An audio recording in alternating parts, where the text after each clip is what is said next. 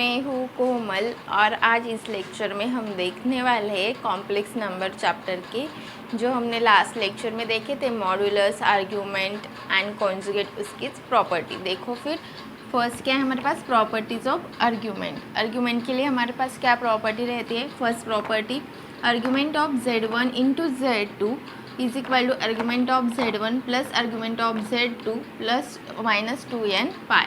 तो यहाँ पे जहाँ पे हमें क्या दिया है, कॉम्प्लेक्स नंबर दिए दो Z1 और Z2, उसका अगर हमने आर्ग्यूमेंट लिया, मल्टीप्लिकेशन ले दो कॉम्प्लेक्स नंबर के और उसका आर्ग्यूमेंट निकाला, तो नेक्स्ट उसको सेपरेट करते टाइम क्या हो जाएगा, एडिशन हो जाएगी। मतलब argument of Z1 plus argument of Z2 is equal to plus और minus 2n pi. Next second property क्या है, argument of Z1 raise to n is equal to n times argument of Z1 plus और minus 2n pi. जब हमारे पास कोई complex number की power given होगी तो वो पावर क्या करेगी, जब हम आर्ग्यूमेंट फाइंड आउट करेंगे तो वो मल्टीप्लाई पे आ जाएगी। जैसे ये Z1 रेज टू n था तो वो क्या रह गया, n into argument of Z1, तो पावर मल्टीप्लिकेशन में आ जाती है। और प्लस और माइनस 2n पाई क्या है वो हम बाद में देखते।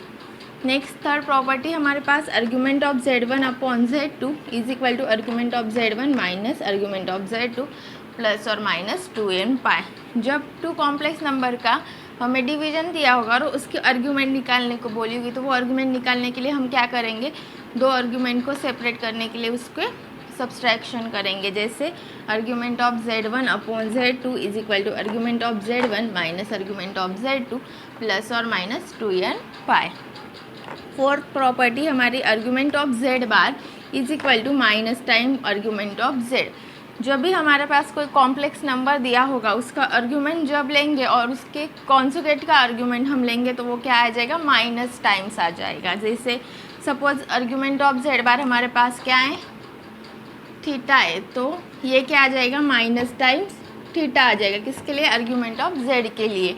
ये बात आपको ध्यान में रखनी है। जब भी हम किसी कॉम्प्लेक्स नंबर में कॉन्जुगेट का आर्ग्यूमेंट लेंगे तो वो क्या आ जाएगा, माइनस टाइम्स में आ जाएगा। तो ये चार प्रॉपर्टीज़ हमारे पास है आर्ग्यूमेंट के लिए।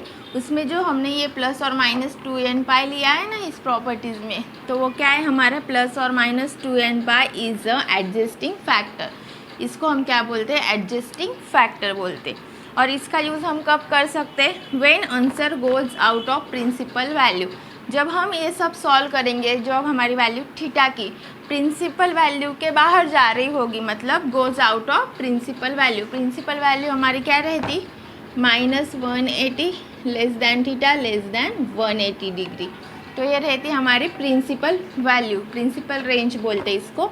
तो अगर इसके बाहर जा रही हमारी आर्ग्यूमेंट की वैल्यू, मतलब थीटा की वैल्यू, तभी हम किसका यूज़ करेंगे, एडजस्ट करने के लिए प्लस और माइनस 2n पाई का यूज़ करेंगे। आपको एग्जाम्पल से अच्छे से समझ में आ जाएगा। जो हमने आर्ग्यूमेंट की प्रॉपर्टीज़ देखी उसके ऊपर अब एग्जाम्पल है। तो देखो प्रॉपर्टीज़ को कैसे यूज़ करते हैं, देखो आपको अच्छे से समझ में आ जाएगा। तो हमारे पास एग्जाम्पल क्या है, z is equal to 1 plus √3i। ये हमें एक कॉम्प्लेक्स नंबर गिवन है। और find argument of z raise to 8। हमें क्या फाइंड करने को बोला, z रेज टू 8। तो देखो पहले जो क्या है, आर्ग्यूमेंट निकालने के लिए जो कॉम्प्लेक्स नंबर गिवन है वो लिख लेते हैं, √3i। उसके बाद उसका आर्ग्यूमेंट फाइंड करेंगे। तो देखो argument of z is equal to क्या आने वाला है, क्या फॉर्मूला था हमने लास्ट लेक्चर में देखा था, tan theta is equal to mod of b upon a। तो इसके लिए बोलो कैसे आने वाला है, मॉड ऑफ b की वैल्यू क्या है हमारे पास, √3 और a की वैल्यू 1 है, तो आंसर आया √3। tan थीटा की वैल्यू √3 आई तो हमारा आर्ग्यूमेंट थीटा क्या आने वाला है, tan इनवर्स √3। और tan इनवर्स √3 कब आता हमारा, थीटा की ऐसी कौन सी वैल्यू होगी जहाँ पे हमें tan की वैल्यू √3 मिलेगी, तो theta is equal to 60 degree, that means π/3। तो ये आई हमारी थीटा π/3 की वैल्यू। यही क्या है हमारा आर्ग्यूमेंट ऑफ z है। यह बात आपको ध्यान में रखनी है। फाइंड क्या करने को बोला है हमें, आर्ग्यूमेंट ऑफ z⁻8, ये हमें फाइंड आउट करना है। तो उसके लिए अभी हम आर्ग्यूमेंट की प्रॉपर्टी जो देखी उसकी सेकेंड प्रॉपर्टी का यूज़ करेंगे। तो क्या आएगा, आर्ग्यूमेंट ऑफ z⁻n रहा तो n की पावर क्या करेगी, मल्टीप्लाई करेगी। यहाँ पे 8 है तो 8 मल्टीप्लाई करेगा इनटू आर्ग्यूमेंट ऑफ z। यहाँ पे देखो 8 इंटू आर्ग्यूमेंट की वैल्यू हमारे पास अभी क्या है, π/3।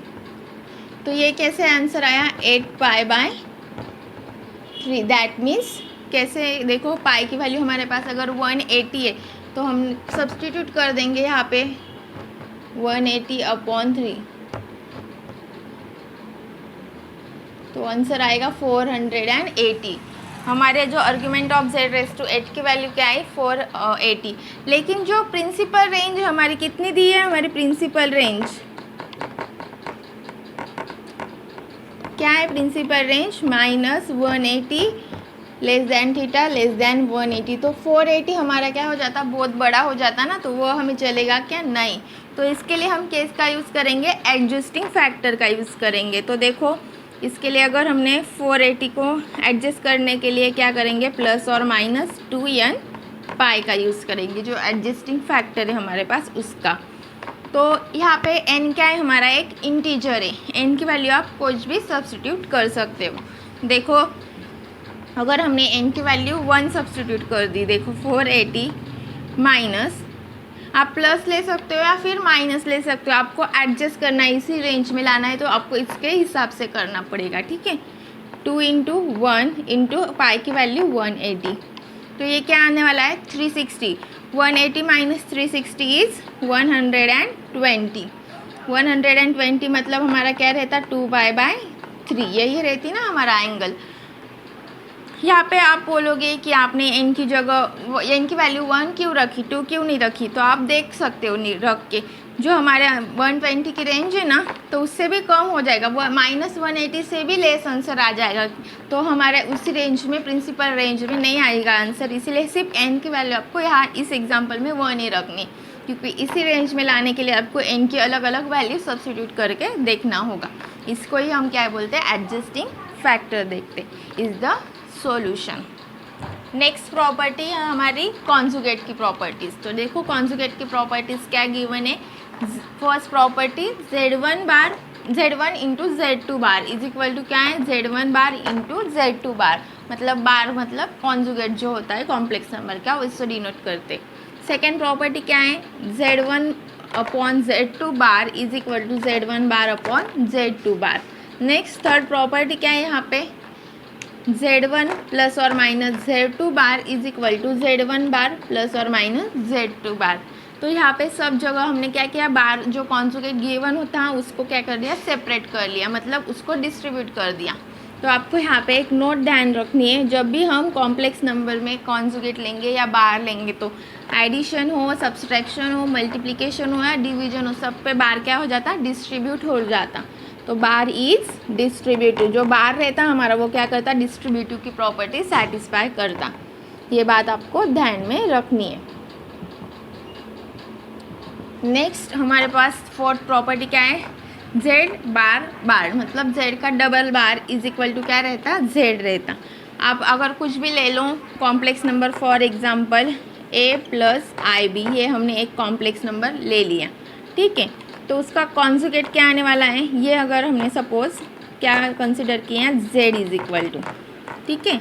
तो z बार क्या आने वाला है, इससे a माइनस IB, ये आएगा z बार। और उसका फिर से अगर हमने बार ले लिया, मतलब फिर से कॉन्जुगेट लिया, तो क्या आने वाला है, double bar is equal to, तो फिर इमेजिनरी पार्ट का साइन क्या हो जाएगा, चेंज हो जाएगा। तो a प्लस IB, यही वैल्यू हमारी किसकी थी, z की थी। So z double bar is equal to क्या आया, z आया। तो ये 4-5 प्रॉपर्टी जो है वो कॉन्जुगेट सेटिस्फाई करता। कॉन्जुगेट की बहुत इजी प्रॉपर्टीज़ है, आपको सिर्फ ध्यान में क्या रखना है कि जो बार रहता या कॉन्जुगेट रहता वो क्या रहता, डिस्ट्रीब्यूटिव रहता। सब में एडिशन हो, मल्टीप्लिकेशन हो, डिवीजन हो या सब्सट्रैक्शन हो, सब में बार डिस्ट्रीब्यूटिव रहता। यही प्रॉपर्टीज़ आपको ध्यान में रखनी है। नेक्स्ट है हमारे पास मॉडुलस की प्रॉपर्टीज़। तो मॉडुलस की फर्स्ट प्रॉपर्टी क्या है, देखो mod of z is equal to mod of z bar is equal to mod of minus z is equal to mod of minus z bar. जब हम मॉड में लेंगे तब हमारा z, z bar minus z bar सबके mod की value क्या आने वाली है, सेम आने वाली है। देखो फॉर एग्जांपल अगर हमने कंसीडर किया एक example z is equal to 1 plus √3i, ये क्या आया हमारा एक कॉम्प्लेक्स नंबर है, तो हम उसका मॉड लेंगे। मॉड लेने के लिए हमारे पास फॉर्मूला क्या था, mod of z is equal to √ऑफ a square plus b square. A square क्या है 1, 1 स्क्वायर इज 1, √3 स्क्वायर इज √3 मतलब 3 आने वाला है, √3 का स्क्वायर।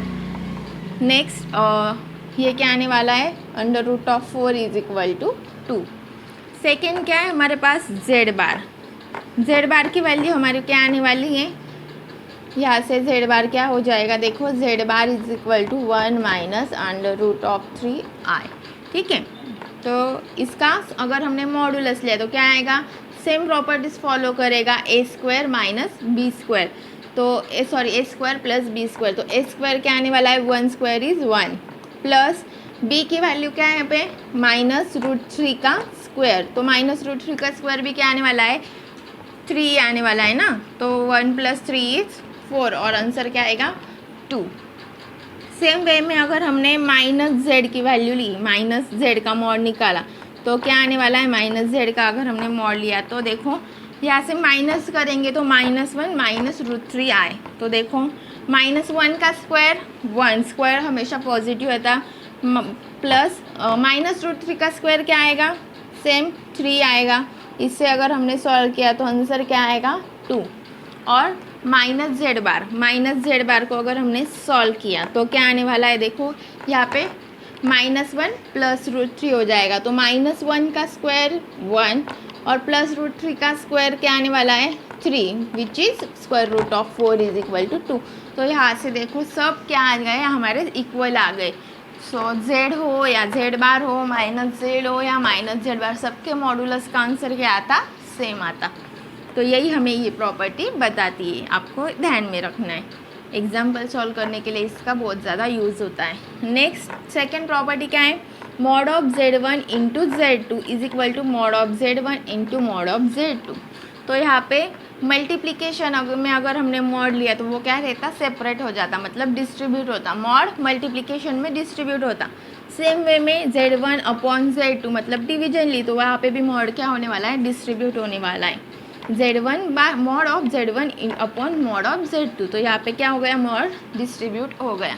लेकिन एडिशन और सब्सट्रैक्शन में मॉड डिस्ट्रीब्यूट नहीं होता, ओनली मल्टीप्लिकेशन एंड डिवीजन में ही मॉड डिस्ट्रीब्यूट होता है। आपको ये नोट याद रखनी है। क्या है नोट हमारी, mod is distribute only for addition, only for multiplication and division. तो ये बहुत ज़्यादा इम्पोर्टेंट नोट है। अगर आपने मॉड एडिशन या सब्सट्रैक्शन में डिस्ट्रीब्यूट कर दिया तो आपका आंसर गलत हो जाएगा। कॉन्जुगेट डिस्ट्रीब्यूट होता है, मतलब बार जो रहता है वो distribute addition subtraction multiplication division सब में रहता है, लेकिन mod only distribute for multiplication and division. Next fourth property हमारी है mod of z raise to n is equal to mod of z raise to n। मतलब देखो अगर हमने zn की पावर ली, z रेज टू n लिया और फिर उसको मॉड लगाया तो इसका आंसर किसके बराबर आएगा, अगर हमने पहले मॉड ले लिया फिर उसकी पावर निकाली तो भी आंसर क्या आने वाला है हमारा सेम आने वाला है। तो ये नोट का भी हमें बहुत ज़्यादा यूज़ होता है, तो ध्यान में रखना, ठीक है। इसके ऊपर एग्जाम्पल देखते हैं तो आपको ये प्रॉपर्टीज़ अच्छे से समझ में आ जाएंगे। नेक्स्ट एग्जाम्पल क्या है, देखो प्रॉपर्टीज़ के ऊपर मॉड की प्रॉपर्टीज़ हम देखते हैं। तो z is equal to 3 + 4i square into 1 - √3i upon 1 + i raise to 4, then find mod of z। हमें z की वैल्यू गिवन, z गिवन है और हमें क्या फाइंड आउट करने को बोला, मॉड गिवन। तो देखो z जो गिवन है वो है, फिर मॉड z कैसे लिखेंगे हम, इन सबको मॉड दे देते। तो 3 + 4i bracket square into 1 - √3i upon 1 + i raise to 4। अभी हमने मॉड की क्या प्रॉपर्टी देखी, mod is distributive in multiplication and division. Mod क्या होता है, मल्टीप्लिकेशन और डिवीजन में डिस्ट्रीब्यूट होता है, तो हम उसको डिस्ट्रीब्यूट करते। देखो mod of 3 + 4i bracket square into mod of 1 - √3i upon mod of 1 + i⁴। तो हमने मॉड डिस्ट्रीब्यूट कर दिया, सबको अलग अलग मॉड दे दिया। नेक्स्ट फोर्थ प्रॉपर्टी जो मॉडुलस की थी, तो वो क्या रहती, मॉड ऑफ अगर हमने पहले मॉड लेके फिर उसकी पावर ली, या फिर पहले पावर लेके बाद में मॉड सॉल्व किया, तो भी आंसर क्या आता, सेम आता। तो देखो पहले हम क्या करते, पहले हम मॉड ले लेंगे फिर उसका पावर निकालेंगे। देखो तो फिर मॉड ऑफ 3 + 4i² इंटू, यहाँ पे तो कुछ पावर नहीं तो उसको हम वैसे के वैसे ही लिखेंगे, ठीक है, upon mod of 1 + i mod complete फिर पावर। हम प्रॉपर्टीज़ का यूज़ करके ऐसा लिख सकते, ध्यान में रखना हमारी प्रॉपर्टीज़ कौन सी थी, since mod of z⁴n = mod of z⁴n, इसी प्रॉपर्टी का हमने यूज़ किया है। तो देखो पहले हम मॉड सॉल्व करेंगे। मॉड सॉल्व करने का फॉर्मूला क्या है, √a² + b²। तो यहाँ से क्या आने वाला है आंसर, देखो 3² 9 प्लस यहाँ से क्या आने वाला है 16, 9 + 16 इज़ 25, और उसका बाद में हम स्क्वायर लिख लेंगे। यहाँ से कैसे आएगा, अगर हमने उसको मॉड दे दिया तो √1² इज़ 1, √3² इज़ 3, तो वो आ जाएगा √4 अपॉन, यहाँ पे देखो क्या आएगा √2⁴। इसको और सिंप्लीफाई करेंगे तो देखो क्या आने वाला है, स्क्वायर रूट गेट कैंसिल, तो 25 इंटू √4 इज़ 2 अपॉन, ये क्या है √2⁴ है, तो इसकी वैल्यू क्या आने वाली है, स्क्वायर रूट गेट कैंसिल, और यहाँ पे एक 2 आने वाला है, 2² इज़ 4 आने वाला है ना इसका आंसर। एक स्क्वायर रूट गेट कैंसिल और एक 2² इज़ 4। तो यहाँ से देखो 2 × 1 = 2, 2 × तो हमारा आंसर क्या आया, 25/2 इज़ द फाइनल आंसर। इस तरह से हमें प्रॉपर्टीज़ का यूज़ करना है। नेक्स्ट है हमारे पास मिक्स प्रॉपर्टीज़, किसके लिए, मॉडुलस एंड कॉन्जुगेट। मॉड और कॉन्जुगेट के लिए मिक्स प्रॉपर्टीज़ है। देखो फर्स्ट प्रॉपर्टी क्या गिवन है हमारे पास, z × z⁻ = mod of z⁻², या फिर हम इसको ऐसे भी लिख सकते हैं मॉड ऑफ z²। जैसे हमने मॉड की लास्ट प्रॉपर्टीज़ में देखा, मॉड ऑफ z⁻ और मॉड ऑफ z की वैल्यू क्या रहती, इक्वल रहती, तो इसी प्रॉपर्टी का यूज़ करके हम ऐसे लिख सकते। देखो फॉर एग्जांपल, अगर हमने z = कुछ complex number a + ib suppose कर लिया, तो क्या आने वाला है, a + ib into a - ib, तो इसका क्या आने वाला है, a² - b², तो a² - i² b², तो इसका i² की वैल्यू क्या रहती, -1, तो इसको कैसे लिख सकते, a² + b², और यही किसकी वैल्यू हमारे पास, मॉडुलस। अगर इसमें अगर हमने स्क्वायर रूट डाल दिया तो वो किसकी वैल्यू रहती, मॉड की वैल्यू रह जाती, पर स्क्वायर रूट नहीं है तो हम स्क्वायर दे देंगे, तो मॉड ऑफ z² या फिर मॉड ऑफ z⁻², किसकी भी वैल्यू आ जाएगी तो सेम हो जाएगा। तो इस तरह से हमारी कौन सी प्रॉपर्टी मिलती है हमें, z × z⁻ = mod of z²।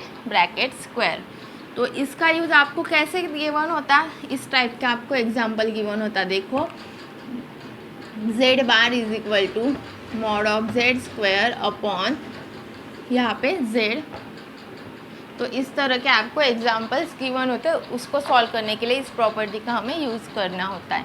Next second property क्या गिवन है, z1 + z2 मॉड स्क्वायर, ठीक है, तो इसकी वैल्यू हमें निकालनी है। तो देखो ये जो फर्स्ट प्रॉपर्टी अगर हमने इसका यूज़ किया, z1 + z2 अगर हमने सॉल्व किया तो वो क्या हो जाएगा, फिर से हमें एक कॉम्प्लेक्स नंबर मिलेगा। सपोज कॉम्प्लेक्स नंबर z मिला, तो मॉड ऑफ z² की वैल्यू क्या आती है हमारे पास, z × z का कॉन्जुगेट आती, तो हमें उसी प्रॉपर्टी का यूज़ करना है। देखो suppose mod of z1 + z2 एक हमारा कॉम्प्लेक्स नंबर है, तो हम उसको कैसे लिख सकते हैं, z1 + z2 into Z1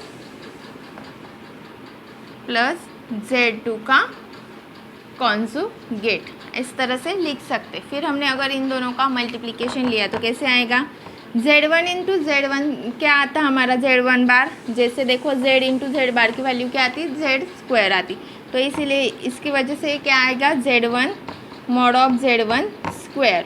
same way में अगर हमने Z2 इंटू Z2 बार का कॉन्जुगेट लिया, क्योंकि बार तो डिस्ट्रीब्यूटिव रहता है, तो वो Z1 बार और Z2 बार हम उसको ऐसे भी लिख सकते ना। फिर Z2 इंटू Z2 बार लिया तो इसी प्रॉपर्टी से हम कैसे लिख सकते हैं इसको, mod of Z2 square. Next ये कैसे आएगा, देखो Z1 इंटू Z2 बार plus Z1 bar into Z2, जब हम मल्टीप्लिकेशन करेंगे तो यही क्या है, इसका आंसर है। तो इसका आंसर कैसे आता, देखो mod of Z1 square plus mod of Z2 square plus ये रफ कर देते, तो कैसे आएगा, यहाँ पे क्या चाहिए था Z1 इंटू Z2 बार plus Z1 bar into Z2, तो यही इसका आंसर आता, जिसके हम फर्स्ट प्रॉपर्टी का यूज़ करके निकाला है। थर्ड प्रॉपर्टी क्या बोली हमारे पास, Z is purely imaginary. Purely imaginary मतलब उसका रियल पार्ट क्या हो जाएगा, 0। तो हमारा जो भी कॉम्प्लेक्स नंबर कुछ होगा वो क्या रहेगा हमारा, सिर्फ प्योरली इमेजिनरी, मतलब Z is equal to IB, इसी फॉर्म में हम उसको लिख सकते। नेक्स्ट अगर हमने उसका आर्ग्यूमेंट लिया, देखो argument of Z is equal to क्या आने वाला है, जो हमने लास्ट लेक्चर में देखा था। देखो अगर हमारे पास कुछ ऐसे क्वाड्रेंट दिए होंगे तो इमेजिनरी एक्सिस के ऊपर जो भी वैल्यू लाइज होंगी तो यहाँ पे क्या आ जाएगी π/2, जब प्लस एक्सिस पे होगी पॉजिटिव एक्सिस पे, और जब निगेटिव एक्सिस पे होगी तो वो क्या आ जाएगी -π/2। ये एक्सप्लेन किया है मैंने सब लास्ट वीडियो में, आप देख लो, उसकी लिंक भी मैं नीचे डिस्क्रिप्शन बॉक्स में दे दूँगी, ठीक है। Argument of Z is equal to क्या आएगा फिर हमारे पास, एक तो π/2 आएगा, एक तो -π/2 आएगा। ये किस पे डिपेंड करेगा, B की जो वैल्यू हमारी वो पॉजिटिव है या निगेटिव है, इसके ऊपर डिपेंड करेगा। तो प्लस और माइनस π/2। हम एक ही लाइन को मतलब ऐसे Z इज़ प्योरली इमेजिनरी, इसको कैसे लिख सकते, एक तो ऐसे, फिर ऐसे भी लिख सकते, और फिर ऐसे argument of Z is equal to plus और माइनस π/2। अगर ये गिवन है तो इसका मतलब वो क्या है, इमेजिनरी एक्सिस पे लाए, ये आपको ध्यान में रखना है। और कैसे लिख सकते हैं, देखो अगर, और इसको किस तरह से लिख सकते हैं हम, देखो Z plus Z bar is equal to 0, ऐसे भी हम लिख सकते हैं। आंसर क्या आने वाला है, सेम आने वाला है, क्योंकि Z क्या है हमारे पास IB प्लस इमेजिनरी पार्ट क्या हो जाएगा, मतलब उसका कॉन्जुगेट लेंगे तो माइनस टाइम्स IB, और प्लस माइनस गेट कैंसल 0। तो हम एक ही वो लाइन को कितनी बार लिखे, 4 बार लिखे, कैसे Z इज़ प्योरली इमेजिनरी, या फिर उसको Z is equal to IB, या फिर argument of Z is equal to plus और माइनस π/2, और कैसे लिखे plus Z bar is equal to 0, क्योंकि इस वजह से। नेक्स्ट फोर्थ प्रॉपर्टी क्या है, Z is purely real. Z हमारे पास क्या गिवन है, प्योरली रियल। तो इसके लिए क्या है, देखो Z अगर प्योरली रियल है तो उसका इमेजिनरी पार्ट क्या आ जाएगा, 0। तो हम कैसे लिख सकते हैं इसको, Z is equal to purely real है तो कुछ भी कौन जो हमारा क्या होने वाला है, एक इंटीजर या फिर रियल नंबर होने वाला है। फिर और उसको कैसे लिखेंगे, देखो आर्ग्यूमेंट ऑफ Z क्या आने वाला है, उसकी Z इज इक्वल टू क्या है हमारे पास, A नंबर दिया है, तो वो क्या राइज करेंगे रियल एक्सिस पे, क्योंकि उसकी इमेजिनरी एक्सिस तो 0 होगी। तो जब वो पॉजिटिव रियल एक्सिस पे होगा तो उसका एंगल क्या आता, 0, उसी वीडियो में मैंने एक्सप्लेन किया है। और जब निगेटिव रियल एक्सिस पे आ जाएगा तो इसकी वैल्यू क्या आती, पाई, किसकी, थीटा की वैल्यू पाई आती। एक तो हमें क्या मिलेगा, थीटा इज इक्वल टू 0 या फिर थीटा इज इक्वल टू पाई। तो आर्ग्यूमेंट ऑफ Z की क्या वैल्यू मिली, 0 और पाई, 2 वैल्यू मिलेगी। तो हम इस तरह से भी लिख सकते हैं, उसका मीनिंग भी सेम है होता है कि Z क्या है हमारा प्योरली रियल है। नेक्स्ट इसको और कैसे लिख सकते हैं, Z is equal to Z bar.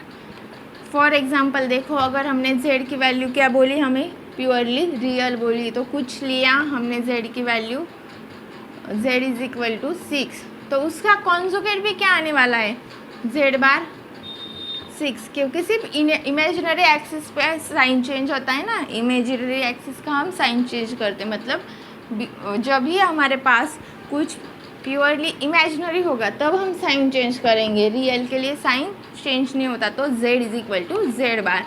उसी तरह हमने लिखा किसे z इज़ प्योरली रियल है तो फिर z is equal to a ऐसे भी लिख सकते हैं, या फिर argument of z is equal to 0 और पाई ऐसे भी लिख सकते हैं, और कैसे z is equal to z bar, ऐसे 4 वेज में हम उसको लिख सकते हैं। अगर आपको इसमें कुछ डिफ़िकल्टी हो तो मुझे कमेंट में ज़रूर बताना। इसके बाद इस प्रॉपर्टीज़ के ऊपर एग्जाम्पल है, वो हम नेक्स्ट वीडियो में देखेंगे। Thank you friends for watching this video. अगर आपको मेरी वीडियोस अच्छी लगे तो प्लीज़ लाइक कीजिएगा, शेयर कीजिएगा और मेरे चैनल को सब्सक्राइब कीजिएगा। Thank you.